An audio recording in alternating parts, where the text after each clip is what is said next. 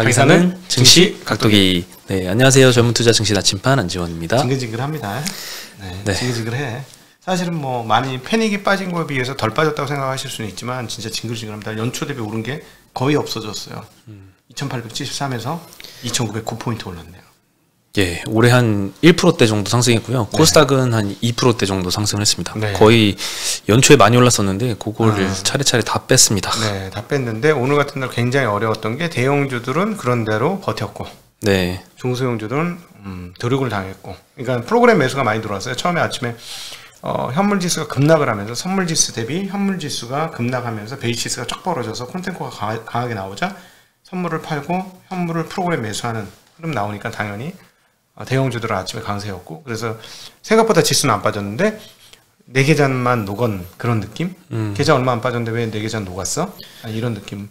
그렇죠. 오히려 박탈감이 상당히 컸던 하루였다, 이렇게 볼 수 있고, 지난주 금요일까지도 장이 많이 빠졌어서 오늘 시초가가 예상 체결가도 굉장히 무서웠거든요. 막 코스피 코스닥 막 2, 3%씩 막 하락 이렇게 됐었는데 네. 시작하자마자 코스피가 2,900을 깼습니다. 네. 근데 이제 그게 저가였죠. 네. 그러면서 쭉 반등을 했었는데 다시 이제 정부에서 좀 리오프닝 어려울 것 같다는 발언이 나오면서 다시 하락폭을 좀 키워서 오늘 네, 코스피는 예, 0.9% 하락, 코스닥은 1.35% 하락을 해서 마감을 했고요. 네. 오늘 특이한 건 이제 개인들의 투매가 많이 나왔습니다. 원래 이제 지수가 좀 빠지면 개인 투자자가 항상 매수를 했잖아요. 네. 오르면 매도를 했는데 오늘은 이제 많이 떨어졌는데 시작부터 네. 투매가 굉장히 많이 나온 걸로 봐서 반대매매 영향도 좀 있는 것 같고요. 네, 그리고 그렇죠? 또 내일도 아마 반대매매 예정인 계좌들이 아마 많을 것 같아요. 개별 종목들은 워낙 오늘도 한 3%, 4% 빠진 게 많았기 때문에 네. 네. 저희도 이제 확인을 해봤는데 전반적으로 반대매매 예상되는 그런 계좌들이 아마 좀 많은 것 같습니다. 언제나 우리 이제 채널 보신 분들은 알겠지만 반대매매는 매수 사인이지 매도 사인 아니었다. 네. 거의 확률이 한 8, 90% 되지 않아요? 뭐 그렇죠. 근데 네. 이제 뭐 한두 번 반대매매 나온 게 이제 저점이라고 볼 수는 없고 좀 생각보다 더 많이 나오기도 하죠. 근데 제 기억으로는 작년 3월 진짜 최악의 반대매매였는데 연타 4번 나왔었던 것 같아. 작년 3월. 예. 작년 3월 19일인가가 저점이었죠. 3월 19일. 그 당시에 4연타 나오더라고. 와, 이게 이렇게도 나올 수 있어? 할 정도 아직도 있어? 그러면서 CJ 제일제당인가? 하한가. 말도 안 되는 사건. 그러니까 수백억씩 털리는 사람들이 생긴 거죠. 몰빵을 치고 있다가 녹아버리는 그런 상황이 벌어졌던 건데, 그럼에도 그렇게 강렬한 하락이 아니면 4번씩은 안 나옵니다. 네, 그래서 한두 번에 끝난다고 봐야 되겠죠. 네. 사실 오늘 아시아 증시가 다 빠졌는데 지난주 금요일도 마찬가지였거든요. 지난주 금요일날 코스피가 1.5% 하락했는데 일본이랑 홍콩 증시가 2% 넘게 떨어졌었잖아요. 네. 오늘도 코스피는 0.9% 하락했는데 일본이 1.6% 하락, 홍콩이 한 1% 넘게 하락을 하고 있는 것 같습니다. 근데 상하이하고 예, 상해는 잘 버티고 있어요. 신천은 오히려 올랐고 그다음 과청판, 창업판은 올랐어요. 네. 비아디 뭐 그다음에 코스코, 해운 뭐 이런 거는 뭐 상한가도 가고 많이 올랐어. 유가 떨어진 걸 호재로 여기는 경우도 있고, 그다음에 셧다운된 거를 중국 업체들은 호재로 여기는 경우도 있고, 그냥 기술주들은 그냥 계속 고 그런 흐름이었어요. 그리고 따져보면 유가 오르니까 지금 71불 방송하는 상황에서 71불 약 5% 정도 올라 있는데 상황이 계속 악화된다면은 반등하면 안 되는 거 아닌가? 네. 그런 측면에서 보면 일단 정신을 차리고 있어요. 10년물 국채금리도 1.4대까지 떨어졌다 1.5대로 회복하고 있고요. 예. 오늘도 이제 외국인 기관은 다 양시장에서 매수를 했거든요. 개인 투자자가 코스피에서 7,400억 매도, 코스닥에서 3,000억 매도했습니다. 예. 코스닥이 정말 많이 팔았네. 코스닥 정말 많이 팔았고요. 지긋지긋해서 이제 매도를 한 게 아닌가 싶습니다. 그렇다면 우리 방송을 보고 계신 시청자분들에게는 지긋지긋한 매도라면 한숨 돌렸다라고 생각하셔도 될 것 같습니다. 정말 죄송하지만 어쩔 수 없어요. 투자 심리라는 게 그렇습니다. 네. 외국인은 코스피에서 650억 매수했고요. 코스닥에서는 2,000억 정도 매수했습니다. 기관 투자자가 코스피에서 6,800억 꽤 많이 샀습니다. 이때까지 좀 많이 팔았었거든요. 떨어질 때는 참 많이 사는 것 같고요. 코스닥에서는 저거 어차피 다 프로그램이라서 나중에 또 베이시스 넘어가면 다시 팔자로 바뀔 거예요. 기관 저거는 뭐 짤짤이다 이렇게 보시면 됩니다. 예, 코스닥에서는 800억 정도 매수가 들어왔습니다. 오늘 코스피 업종 중에서는 은행이 제일 많이 올랐는데요. 사실 은행주들 시중은행 다 빠졌는데 카카오뱅크가 3% 오른 영향이었고요. 의약품 섹터가 그 다음으로 올랐습니다. 0.3% 상승했는데 진원생명과학이 10%, 삼성바이오로직스가 1.6% 상승했고요. 셀트리온은 0.7% 하락, SK바이오사이언스 0.7% 하락. 뭐 시장 대비는 좀 덜 빠진 것 같은데 이런 장에 이제 뭐 백신주들 치료제까지 이제 떨어지는 모습을 보였고요. 그리고 금융주가 세 번째로 많이 올랐는데 사실 다 떨어졌거든요. 금융주들도. 근데 카카오페이가 7% 상승, 카카오뱅크가 3% 상승했습니다. 네. 뭐 코스피 200 편입 그 결정난 이후로 계속 이제 상승세를 보이고 있는 모습입니다. 네. 제일 많이 하락한 게 기계업종이었거든요. 5.6%나 이제 기계업종이 하락을 했는데 두산중공업이 유상증자 영향 때문에 13% 하락했고요. 현대건설기계가 4% 하락, 두산밥켓 2.6% 하락했습니다. 참. 유상증자를 미치겠어. 지난주 금요일날 장 끝나고 공시를 냈는데요. 1조 5천억 규모로 유상증자 한다고 발표를 했고요. 얼마인데. 시총이 10조입니다. 네. 그러니까 15% 규모면 굉장히 큰 규모죠. 그것도 주가 엄청 올라서 10조잖아. 그렇죠. 원전 관련해서 엄청나게 올랐기 때문에 기회라고 보는 거죠. 네. 지금. 근데 뭐 이 친환경 사업에 많이 투자를 한다고 하는데 돈이 많이 필요한가 봐요. SMR, 해상풍력, 수소 터빈 등에 투자를 한다고 밝혔습니다. 네. 네. 그리고 참 오늘 경기 민감주랑 그다음에 뭐 리오프닝 관련된 뭐 유통 이런 쪽이 많이 떨어졌는데요. 그렇겠죠. 비금속 광물, 시멘트주들이 많이 빠졌고요. 철강금속, 철강주들 빠졌고 유통에서는 케이카가 지난주에 이제 골드만삭스 리포트가 80몇만 원대 나왔죠. 그때 당시에 주가가 25,000원 정도였는데 그러면서 이제 많이 급등했다가 오늘은 10% 하락했고요.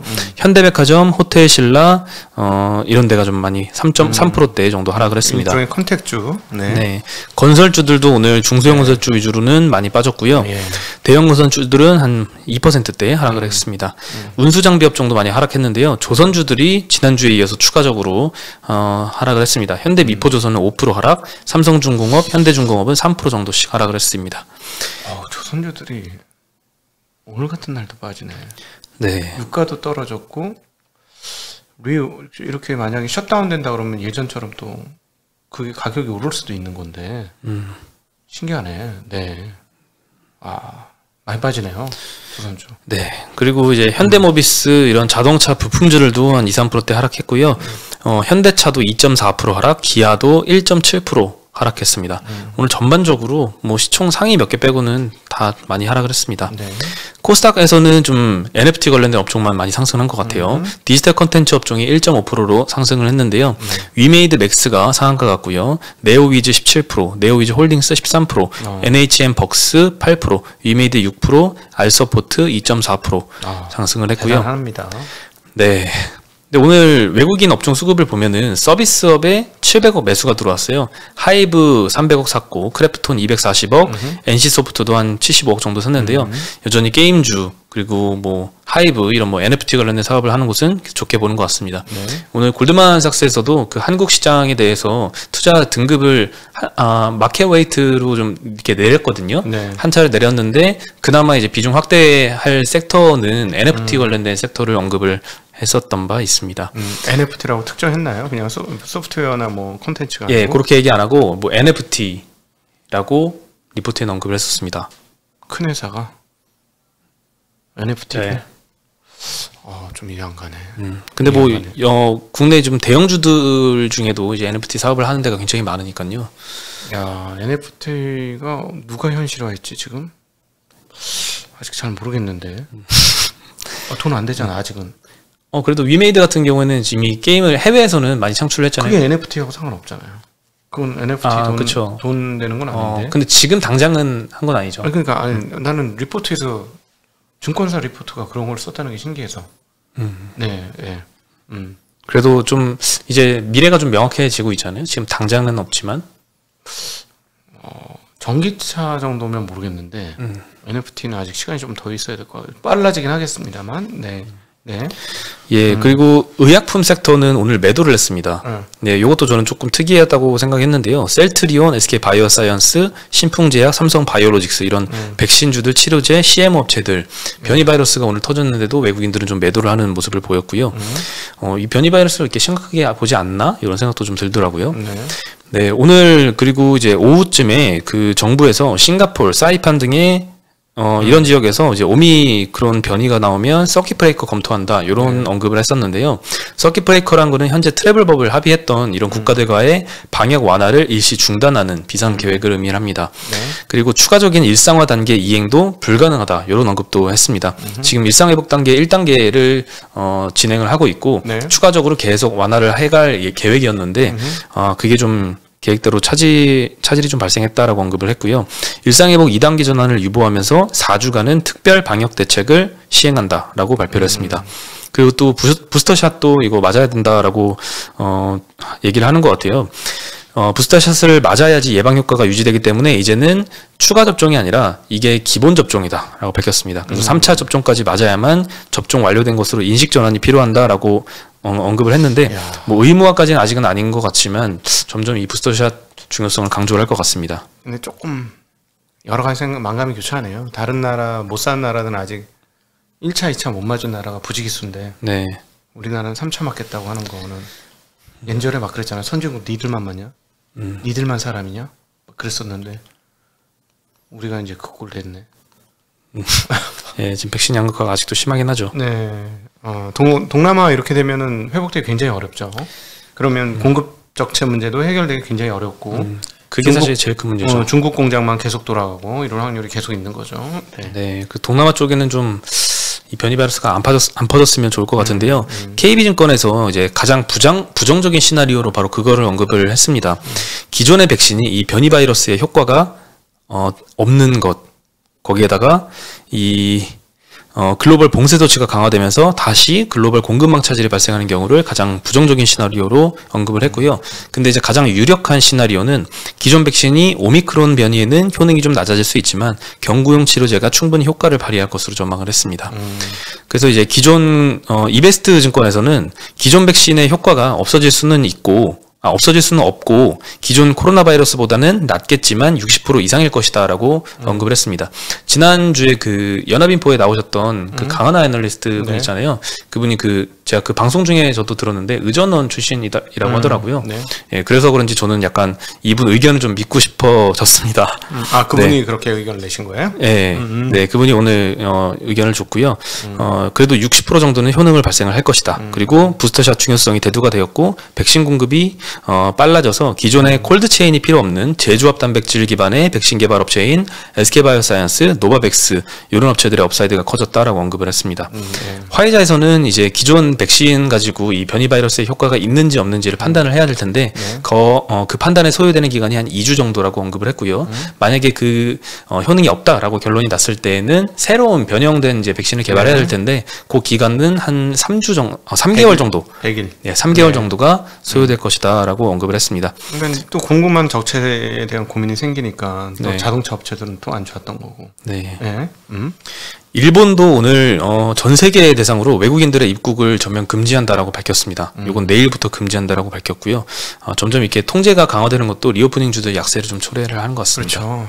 아마 일본은 오픈되면 한국 사람 제일 많이 갈 곳 중에 하나인데 여행으로. 네. 예, 그리고 오늘 뭐 이런 데도 상승하는 이 관련주들은 항상 있겠죠. 렛지노미스가 오늘 20%대 상승을 했는데요. 자사의 진단 키트로 변이 바이러스도 진단 가능하다라고 발표한 영향이었고요. 리오프닝 주들이 오늘 추가적으로 많이 하락을 했습니다. 지난주까지도 굉장히 많이 떨어졌었는데요. 하나투어, 모드투어, 노랑풍선이 한 4%씩 하락을 했고요. 제주항공, 티웨이, 에어부산 이런 데가 한 7%, 5%씩 하락을 했고 대형 항공사인 아시아나, 대한항공도 2%대 하락을 했습니다. 뭐 CGV 또 4%대 하락했고요. 호텔신라, 신세계 이런 면세점 업체도 각각 3%대, 1%대씩 하락을 했습니다. 네, 그 리오프닝주 투자하신 분은 또 눈탱이 맞았네. 계속 눈탱이 맞네. 요즘 예, 그렇죠. 최근 한 달 동안 정말 많이 빠졌어요 리오프닝주들이. 그나마 저 여행주도 너무 빨리 올라가지고 좀 문제가 된다고 생각했는데 진짜 역시나. 네.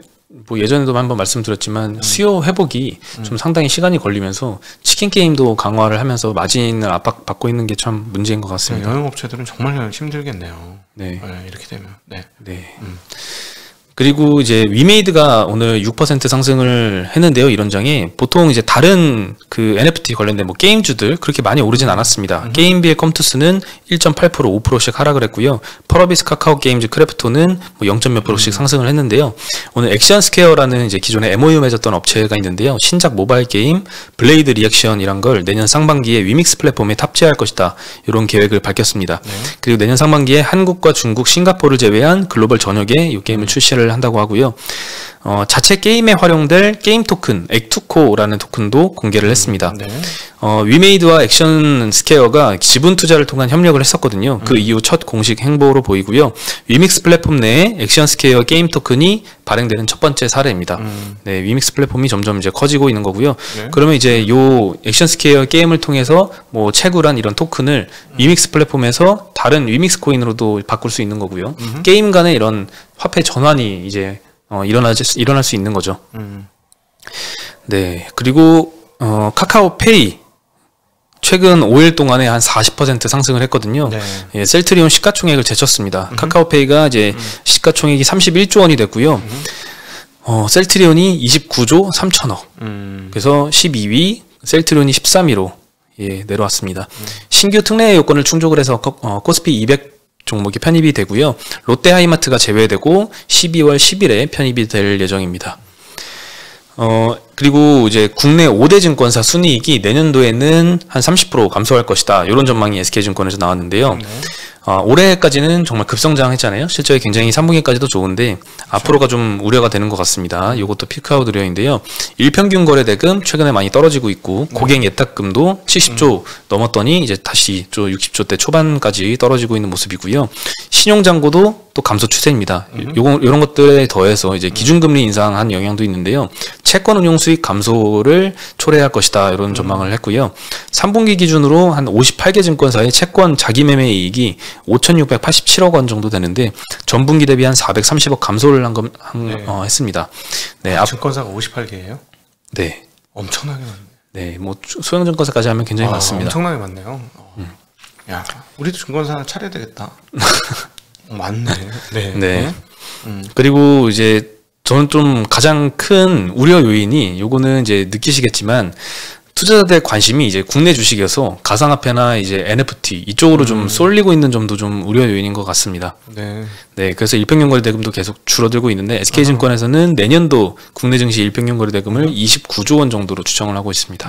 오늘도 이제 코덱스 증권 요 ETF 기준으로 증권주들이 한 1.8% 정도 하락을 했습니다. 네. 점점 시체가 되어가는군요. 한국 주식시장이. 네. 모두가 이제 관심을 없애고 미국 주식시장으로 뛰어가려고 다들 생각하고 계시고. 네. 그리고 한 번씩 이제 가상화폐도 이제 모니터링을 하는데 내년도에 원래 가상화폐에 대해서 과세를 할 수도 있다라고 했었는데 그걸 1년 연장하는 걸로 여야가 합의를 했다고 합니다. 네, 아직 뭐 최종 확정은 아닌데 다음 달 초에 국회 본회의에 회부될 예정이라고 합니다. 네, 하여튼 뭐 여러 가지 다른 투자권도 있어서 한국 주식시장이 굉장히 매력이 없어지는데 한국을 기준으로 본다면 기업들한테 시장이 열려야 되는 거니까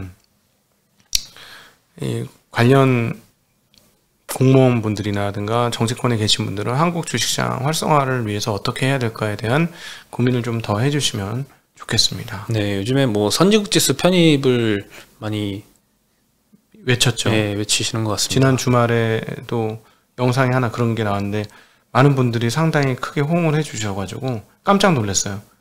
역대 댓글을 거의 상위권 댓글이던데 한 400개 정도 댓글이 나왔어요. 그래서 이게 지금 다 한 맺힌 분들이 굉장히 많구나 그런 걸 느꼈습니다. 근데 이렇게 그 한 맺히고 힘든 만큼 또 좋은 날이 오지 않을까요? 하는 그런 기대감도 같이 가져봅니다. 네, 네, 그럼 오늘 많이 힘드실 텐데 저희는 이따가 8시에 또 연합인포맥스에서 뵙겠습니다. 네, 연합인포맥스 뵙고 패닉이 안 빠졌잖아요. 일단 한국 시장이 냉정하게 대응을 한 것 같아요. 물론 이제 개별적으로는 패닉이고 지수로는 담담했지만 네, 지수도 이제 개별 종목도 좋아질 날이 오기를 기대해 봅니다. 예. 네, 그럼 저희는 여기서 인사드리겠습니다. 안녕.